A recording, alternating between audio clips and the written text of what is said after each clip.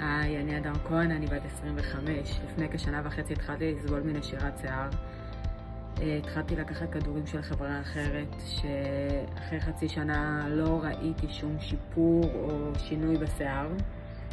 איבדתי כבר את האמונה בכל מה שקשור לכדורים ותוספי תזונה שיצרו לי את הנשירת שיער. לאחר המלצה של חברה התחלתי להשתמש בכדורים האלה.